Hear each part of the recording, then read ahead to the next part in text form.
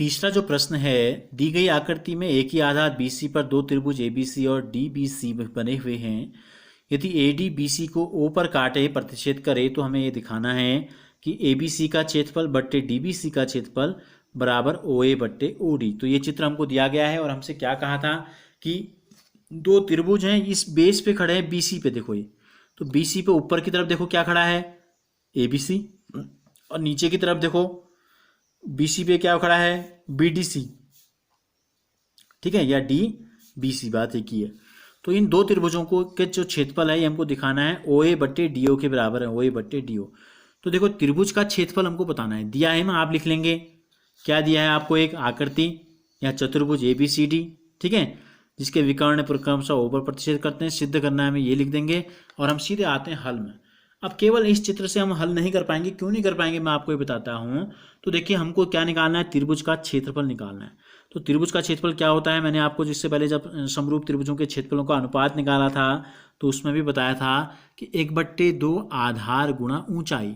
अब त्रिभुज दिया है हमको ABC, यह है ABC, आधार हमको बता दिया है कि BC है, तो हाइट क्या होती है, हाइट होती है कि आधार के सामने वाले शीर्ष से आधार पे डाला गया लंब। ये काट तो रहा है लेकिन ये लंब नहीं है, तो हम क्या करते हैं, सबसे पहले हम ABC में ABC से त्रिभुज ABC में A से लंब डाल देते हैं। कहाँ से लंब डाल देते हैं, A से। तो ये हम डालते हैं लंब, किस पे डालते हैं लंब, आधार पे, ठीक हो क्या, ये लंब हमने यहां डाल दिया। और इसी प्रकार दूसरा जो त्रिभुज है इससे भी लंब डालेंगे। तो इससे जब हम लंब डालेंगे तो किस पे डालेंगे, इस पे भी, बेस पे डालेंगे। तो सबसे पहले हमको रचना लिखनी है, रचना में हम लिख देंगे इन दोनों चीज़ों को, ठीक है, ABCD लिख दिया, माना इसको हम E ले लें और इसका नाम हम ले लें F माना। तो सबसे पहला काम जो हमने किया वो क्या किया, रचना की हमने, क्या रचा हमने एक AE लंब डाला, किस पर, BC पर, और दूसरा D से लंब डाला हमने DF, ये भी BC पर, ठीक हो गया। अब हम क्या करते हैं, अब हम सिद्ध करेंगे जो चीज़ हमसे पूछी गई है। तो देखो अब हम क्या करते हैं, जब हमने यहाँ लंब डाल दिए तो दो त्रिभुज आपको दिखाई दे रहे हैं, एक है त्रिभुज AEO, एक है त्रिभुज DFO। तो हम इन दोनों त्रिभुजों को सर्वांग सम सिद्ध करेंगे। त्रिभुज AEO व त्रिभुज DFO में, तो इन दोनों त्रिभुजों को चुनने का जो उद्देश्य है वो ये है, हम इन दोनों त्रिभुजों को समरूप सिद्ध करेंगे। और समरूप त्रिभुजों की संगत भुजाएं क्या होती है, समान अनुपात में होती हैं। तो उससे हम क्या करेंगे, ये त्रिभुज की ऊंचाई AE और इस जो भुजा OA जो हमको सिद्ध करना है, ठीक है, इनमें एक संबंध हम पता कर लेंगे, देखेंगे। तो सबसे पहले तो आप देखो कि ये क्या है, दो रेखाएं एक दूसरे को काट रही हैं। तो ये कोण जो है सम्मुख कोण क्या बन रहे हैं, शीर्षाभिमुख कोण बन रहे हैं। तो इनको लिख देते हैं कोण, इसका O को बीच में लिखेंगे, AOE, कोण AOE बराबर है कोण FOD के। समीकरण नंबर 1 क्यों है भी कारण आपको लिखना जरूरी है, क्योंकि ये शीर्षाभिमुख कोण बन रहे हैं। यहाँ पर कैसे कोण बन रहे हैं, शीर्षाभिमुख या ऊर्ध्वाधर सम्मुख कोण भी हम इनको बोलते हैं, ठीक हो गया। दूसरा देखो ये हमने AE लंब डाला था BC पर और DF भी हमने लंब डाला था, तो लंब का मतलब क्या था, 90। तो इसमें ये 90 है, इसमें ये 90 है, तो लिख देंगे कोण E, कोण AEO, कोण AEO बराबर कोण DFO, दोनों बराबर हैं। क्यों, क्योंकि हमने रचना की थी, यहां पर रचना से लिख दो, सीधे सीधे लिख देते हैं रचना से। तो अगर इस त्रिभुज के दो कोण और इस त्रिभुज के दो कोण बराबर सिद्ध हो गए तो इसका मतलब क्या हो गया, इसका मतलब ये है समीकरण 1 व 2 से, समीकरण 1 व 2 से क्या निष्कर्ष निकला कि त्रिभुज AEO समरूप है। देखो O को हमने लास्ट में लिया, ये दोनों कोण बराबर है, तो यहाँ भी O को लास्ट में लेंगे, E को हमने बीच में लिया, यहाँ F को बीच में लेंगे।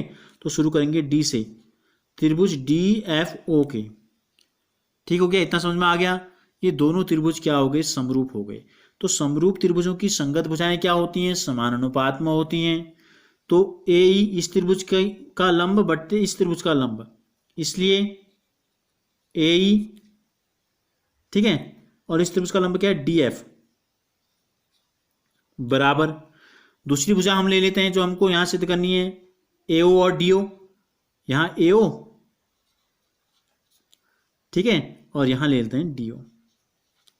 इसको लेते हैं समीकरण नंबर 3। यहां पर लिख देंगे आप ए समरूपता कसौटी से हमने इन दोनों को समरूप सिद्ध किया। ये क्या है, नंबर 4 समरूप त्रिभुजों की संगत भुजाएं। ये जो हैं समरूप त्रिभुजों की संगत भुजाएं समान अनुपात में होती हैं, तो इसलिए हमने यहां लिख देना है समरूप त्रिभुजों की संगत भुजाएं।